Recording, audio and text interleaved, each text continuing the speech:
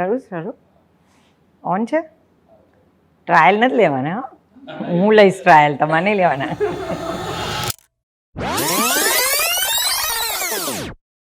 કેમ છો?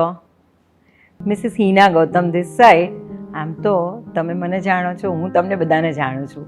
આટલા વર્ષોથી આપણે સ્ક્રીન ઉપર મળતા રહીએ છીએ, ઓન ગ્રાઉન્ડમાં પણ મળીએ છીએ, ડિજિટલ પ્લેટફોર્મ પર પણ મળીએ છીએ. એન્ડ એઝ યુ નો કે cooking is my passion. You want believe કે મારા ઘરમાં ગેસ હોય, ઓવન પણ હોય, પણ જેના ઘરમાં ગેસ ના હોય, ઓવન ના હોય, સગડી હોય, સ્ટોવ હોય, પ્રાઇમસ હોય, એવા લોકોના ઘરે લઈ જઈ અને મારી જોડે કુકિંગ કરાવે. કે યુ નેવર નો કે તમે જ્યાં ભણીને જશો ત્યાં ગેસ હશે કે સગડી હશે. સો બધું જ આવડવું જોઈએ. Than and then only you are perfect in cooking. પણ આનલ વિશે જો મને કોઈ બોલવાનું કહે ને તો હું એક જ વર્ડમાં એવું કહું કે she is a very good soul. એટલે જ એ જે કંઈ કરે ને એમાં બરકત હોય ને હોય જ. ઊભી થઈ જાય.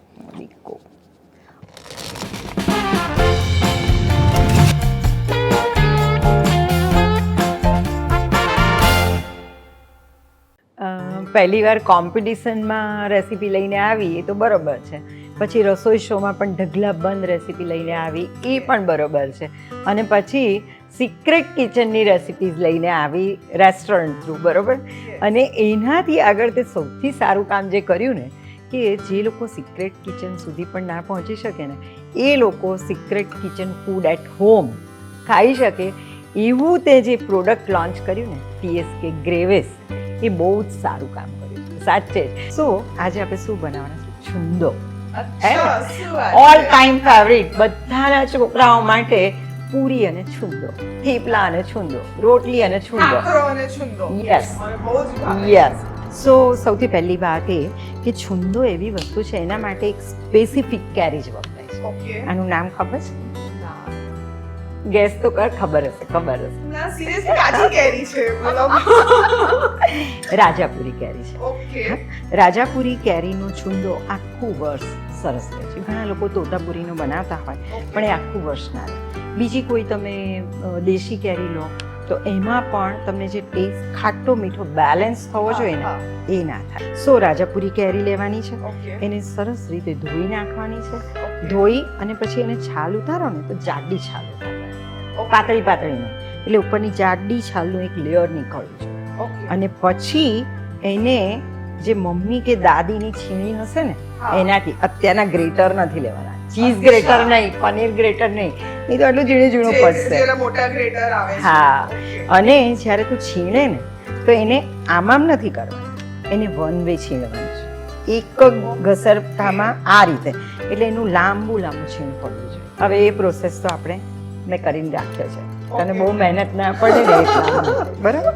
હવે આગળનો પ્રોસેસ આપણે કરીએ. હા, પણ આવતા વર્ષે તારે બધું જાતે કરવાનું. હા, ઓકે. હવે આ છે ને લગભગ 3 કેરી લીધી છે.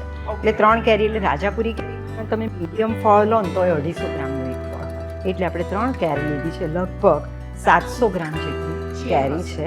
અને એને છોલી, અને રાજાપુરી કેરીનો ગોટલો છે ને બહુ પાતળો હોય, એનું દળ વધારે હોય એટલા માટે. એટલે એ કેરીને આપણે, મેં તને કહ્યું, ધોઈ લૂછી છોલી અને છીણી લીધી છે. હવે ફર્સ્ટ પ્રોસેસ ચાલુ કરીએ આપણે. હળદર નાખે આ રીતે, સોલ્ટ અને હળદર બે નાખી અને એને જરાક વાર માટે આપણે રહેવા દઈશું. હા, રેસ્ટ આપીશું. શુગર લેવાની છે. હા. હવે પ્રપોર્શનની જો વાત કરીએ તો યુઝ્યુઅલી જેટલી કેરી હોય એટલી શુગર જોઈએ. એટલે 500 ગ્રામ હોય તો 500 ગ્રામ જોઈએ. અત્યારે આપણે લગભગ ઇક્વલ પ્રપોર્શનમાં શુગર લઈશું. હા, એની અંદર જ આપણે એડ કરવાનું. હા, પણ થોડી તું એડ કર, પછી એને મિક્સ કરીએ, પછી પાછું આગળ કરીએ પ્રોસેસ.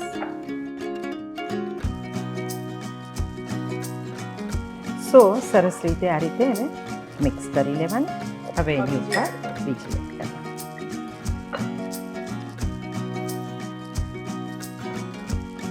અત્યારે આપણે એને 5 મિનિટ આ રીતે રહેવા દઈએ. The secret ingredient છે preservative is sugar. મારા માટે તો it is your love. અરે મધર્સ ડેની વાત આવે એટલે કાં તો મમ્મી યાદ આવે ને કાં તો દીકરી યાદ આવે, રાઈટ? સો મારી દીકરી તો છે જ, પણ સાથે સાથે એ દીકરી એવી છે કે એને હંમેશા એવું લાગે કે યુ આર માય મોમ, અને મને એવું લાગે, હું મારી દીકરીને પણ કહું કે તારા કરતાં પહેલાં આનલ આવે. જો મને જરૂર પડે ને હું ફોન કરું તો તું ઘરમાં ને ઘરમાં હોય એ પહેલાં આનલ પહોંચી જાય, બોલ. તો સી ઓલ્સો એક્સેપ્ટ કે હા સાચી વાત છે, આનલ જ તારી દીકરી છે, એવું કે મને. હવે એને આપણે કૂક કરીશું. ઘણા લોકો આમાં ઉતાવળ કરીને ફાસ્ટ ગેસ કરી દેતા હોય છે, પણ આપણે ફાસ્ટ ગેસ કરવાનું નથી. મીડિયમ હીટ ઉપર જ એને થવા દેવાનું છે, અને એક તારની ચાસણી થાય ને ત્યાં સુધી એને ગરમ કરવાની છે. હવે ચાસણી એક તારની ચેક કરવાની, અને ચાસણીની સાથે સાથે આ ચાસણીમાં સમજ ના પડતી હોય તો બબલ્સ ચેક કરવાના. બબલ્સ થાય છે. હવે આપણે હીટ ટર્ન ઓફ કરી દઈએ એકવાર, અને એઝ યુઝ્યુઅલ ચાસણી જેમ ચેક કરીએ ને એ રીતે આ રીતે ડ્રોપ મૂકી આ ઠંડુ થાય એટલે ચેક કરવાની. એક તારની ચાસણી છે ને, બસ આ રીતે એક તાર થશે. સો ઇલાયચી પાવડર લઈશું 1/4 ટીસ્પૂન જેટલો, અને સાથે સાથે સરસ મજાના ફ્લેવર માટે તજ અને લવિંગ લઈશું.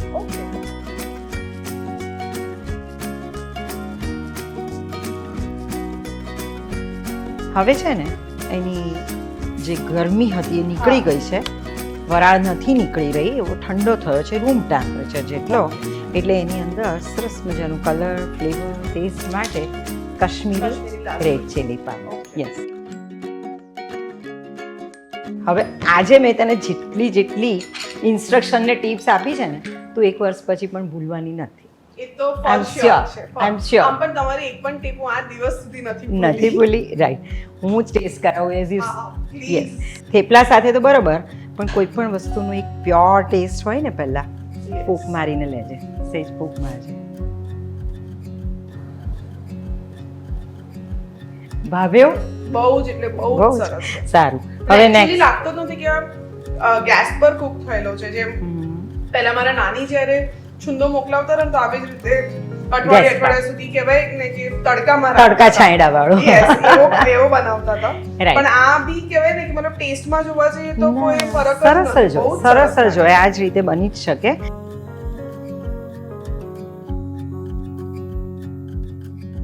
આઈ એમ સો હેપી કે શેફ તરીકે તો આપણે ઘણી બધી વખત સાદે ઊભા છીએ, પણ આજે એઝ યોર culinary mom.